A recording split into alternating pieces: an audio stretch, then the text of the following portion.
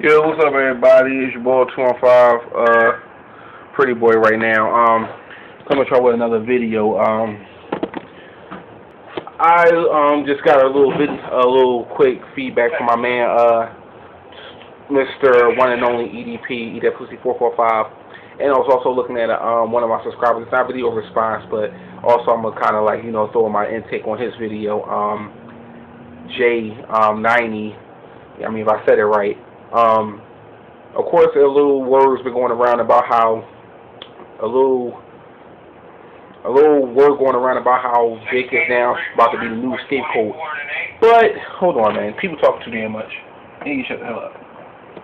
But words going around that of course Vic is now the new scapegoat for the entire operation of why the Eagles are not in a position that they should be in, along with like Atlanta, Texans, so forth and so forth. I mean, with huge records. But there's nothing. It's to be expected of Reed, because he has done this before with McNabb. He has done this with, of course, when Terrell Owens was here. He threw Terrell Owens in because Terrell was a distraction to why the organization couldn't form properly. It was now we down to Juan Castillo. Juan Castillo was a fuck up due to the situation how the defense wasn't playing correctly, wasn't making stops, wasn't making tackles, couldn't do this. Now he's down to doing it to Vic. And the thing I have a very, very, very problem with that is that you can't sit here and throw try to sweep all this dirt up under the rug and expect for another person to come in there and see all that dirt swept up under that rug and not see that, somebody's going to say, okay, who didn't sweep up all this dust from up under this fucking rug? And the way I metaphor is that you can't sit here and make all these damn mistakes and all these changes and not suspect that ESPN is not looking at you, the entire NFL is looking at you as okay, Eddie Reed. All this shit was going on up under your nose, and you done nothing to fix it or change it, but sit here and say a couple interviews and say, okay, that was my mistake, everybody, I fucked up, or whatever the case, so forth and so forth. But now you want to use Michael Vick.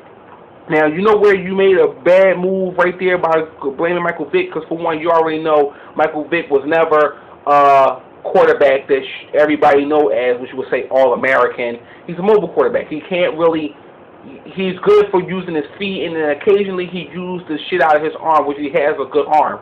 So you can't sit there and bring that type of blame situation on him. And on top of that, you didn't give him the O-line that, all these elite quarterbacks have, like Eli Manning, Peyton Manning, Drew Brees, who else? Another one. Oh, the guy, freaking football, one another, the Tom Brady. You can't sit there and throw that on him when he didn't have an O-line to protect him from the begin with. So you really messed up with doing that, Mr. Reed. So for you to sit there and, of course, if you want to go sit here and blame Vic, go right ahead. Because guess what? At the end of the day, you're only burying yourself. Slowly but surely. You can't, like I say and I say again, you can't use all these people for the scapegoats for why you are in the fucking hot seat. Now, I'm going to take you all the way back before the season even started. You had, of course, unfortunately, you lost your son. Even a few years before that, you was going through household issues with your son getting locked up. The other one was getting caught with drugs and all types of things like that.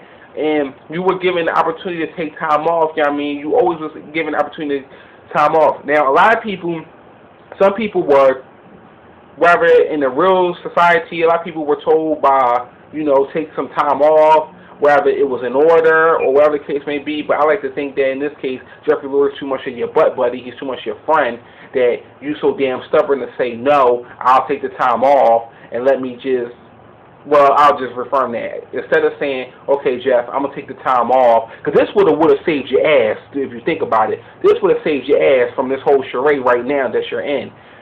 That you should have took that time off, put somebody else, let Jeffrey Lloyd put somebody else in charge, whether it probably would have been nobody but Marty, but at the same time, you could have put somebody in charge to let them run the operation in the system. That way, you could have took some time to grieve and get your household back in order. But you didn't do that. You took all that situations and put them and brought them into the season. Now you're here at 3-8.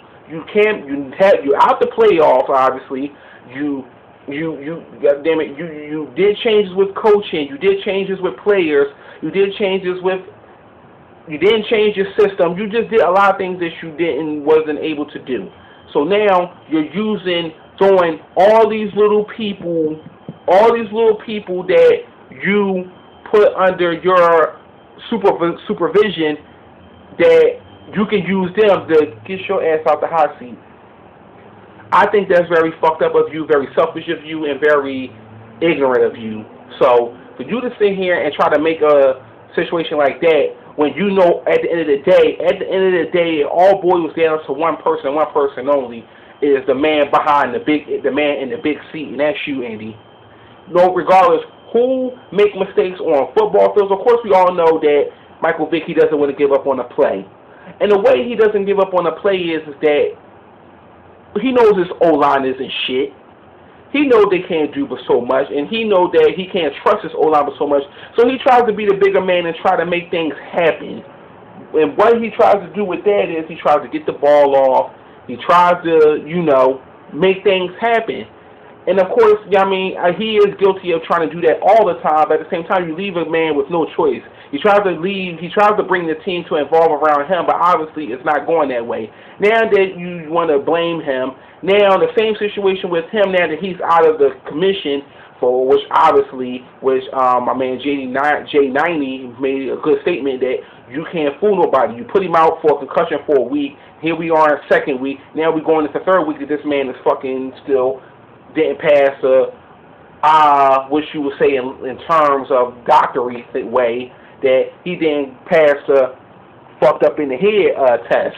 So instead of just coming out as a man, or allowing Vic to come out as a man to say, okay, I'm going to take the rest of the season off, I'm going to take this whole time to get myself together, and I'm just going to give my second man the opportunity to show what he's made of.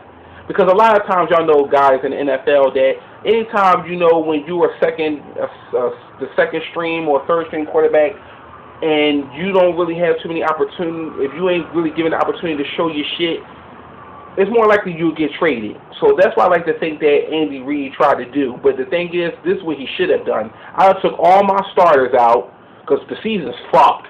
You should have took all your starters out, let everybody, far second stream and third stream, play the rest of the season now, whether win or lose. This way, if they're not going to have an opportunity with us next year, give them the opportunity for another team to see them and see how they play. That way, if they was to leave here the day of tomorrow, they'll have a place to go. But right here, there's really nothing you can go on, because you want to keep starting your goddamn starters. So that's another thing you done fucked up on and made yourself look bad. But that's my time, y'all. I'm going to bring a part 2 to this, y'all. Right now, nigga got to go back to work. So I'm going to hit y'all with a part 2 after this, because there's still more to be said. All right? 215 Pretty Boy checking out. Later.